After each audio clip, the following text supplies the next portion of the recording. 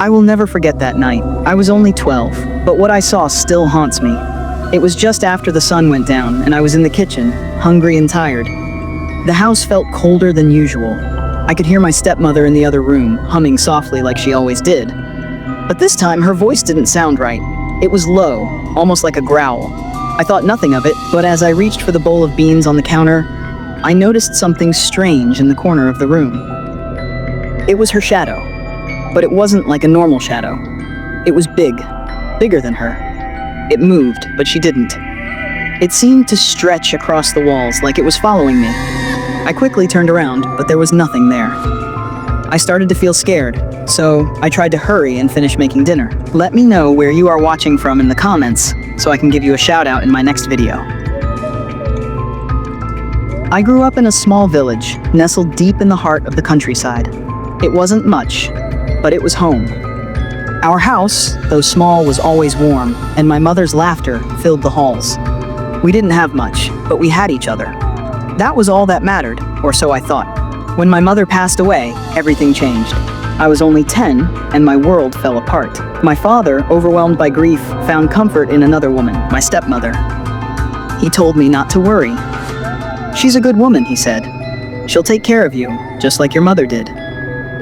But I could see it in his eyes. He was trying to convince himself, not me. The first time I met her, I thought she was beautiful. Her long hair shimmered like black silk, and her smile was warm, even though I could never shake the feeling that there was something off about her. She had this way of looking at you, almost like she could see right through you. Her voice, when she spoke, was smooth like honey, but there was a coldness behind it. It was the kind of voice that made you feel like you were in the presence of someone who had nothing to lose. At first, things seemed fine. She would smile and cook dinner, always offering me little treats. But the kindness felt forced, like it was all an act. I noticed she never treated me the same way she treated my younger siblings. She would hold them close, kiss their cheeks, and tell them stories. But when it came to me, she would look right past me, as if I didn't exist. My father didn't notice, or maybe he chose not to. All I knew was that I felt like an outsider in my own home. It wasn't long before strange things started happening. The first time I heard it, I thought I was imagining things. At night, after everyone had gone to bed, I would hear a faint sound coming from the kitchen. It wasn't normal. No one would be awake, but I could hear someone humming. It was a soft, eerie tune, one that I couldn't recognize. Sometimes I would wake up in the middle of the night to find her standing in the doorway of my room, just staring at me, her eyes wide and empty like she was waiting for something. She would never say anything. She would just stand there, silent, and then slowly turn away, as if it was nothing at all. But it wasn't nothing. Something was wrong with her. One evening when my father was away on business, I stayed up late. I had finished my chores and was about to go to bed when she called me into the kitchen. Normally, I would have been happy to help, but that night, something felt different. The house was unusually quiet, too quiet, and there was a chill in the air that I couldn't explain. As I entered the kitchen, I saw her standing by the stove, stirring something in a pot. The flame flickered oddly in the dim light, casting strange shadows on the walls. Her back was turned, but I could feel her eyes on me, as if she knew I was there before I even stepped into the room. "Can you help me with the stew?" she asked, her voice low and soft, almost like a whisper. I nodded, but as I approached her, I couldn't shake the feeling that something was off. I didn't want to be in the kitchen with her alone, but I didn't want to seem rude. I grabbed the ladle, and as I stirred the pot, I heard her humming again, that strange, unsettling tune. I turned to look at her. She was staring at me, but not in the way she usually did. Her eyes were wide, almost unnaturally so, and her lips were curled into a smile that didn't look right. It was too wide, too forced. "Why are you staring at me?" I asked, my voice trembling. She didn't answer. Instead, she took a slow step toward me, her feet moving soundlessly across the floor. "I'm just admiring how much you've grown," she said, her smile never wavering. I felt a knot form in my stomach. Something wasn't right. I quickly turned away and started to leave the kitchen, but as I reached the door, I saw it. Her shadow. It wasn't just her shadow anymore. It was bigger, stretching across the walls, moving on its own, as if it had a life of its own. I blinked, and it was gone. That night, I couldn't sleep. I kept hearing the scratching sounds, like something was clawing at the walls. The house creaked and groaned, as if it was alive. I tried to ignore it, but the sounds grew louder.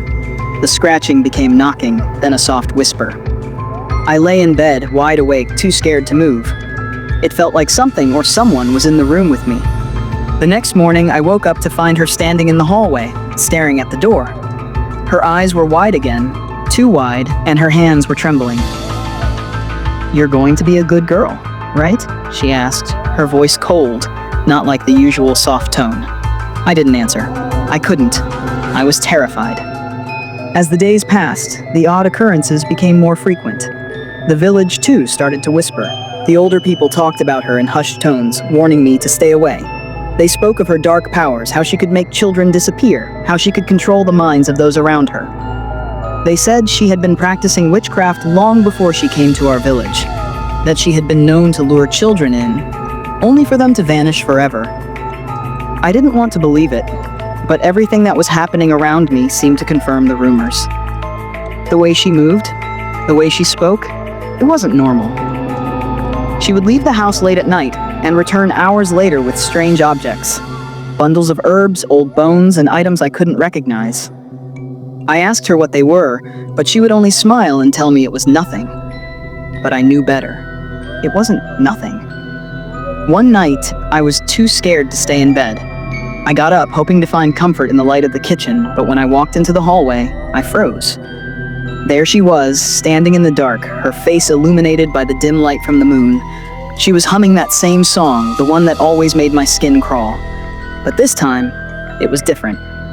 She wasn't alone. Behind her, I saw shadows moving, twisting and writhing like something alive. They reached out, and for a split second, I could have sworn I saw faces. Pale, twisted faces, their eyes empty, staring right at me. I backed away slowly, my heart pounding in my chest. She turned, sensing me, and her smile stretched wider, impossibly wide. "You're not going anywhere," she whispered. I ran, not knowing where I was going, but knowing I couldn't stay there any longer. I couldn't let her take me. I didn't know what she was, but I knew she wasn't human. The next morning, I packed my things and ran to my uncle's house in the next village. I never looked back. I don't know what happened to my father, but I heard later that he changed after she came into his life. He became distant, and some say he started acting strange too. Some say he's under her spell, just like the others. Even now, I still hear that song sometimes. It's soft, like a distant memory, but it always sends chills down my spine. I can't help but wonder if she's still out there, waiting for the next person to take. If you ever hear her humming in the night, don't stop to listen. Don't even look. Just run. Because once she has you, there's no escaping her. Subscribe to Echoes of Drama TV so you don't miss any of my tales.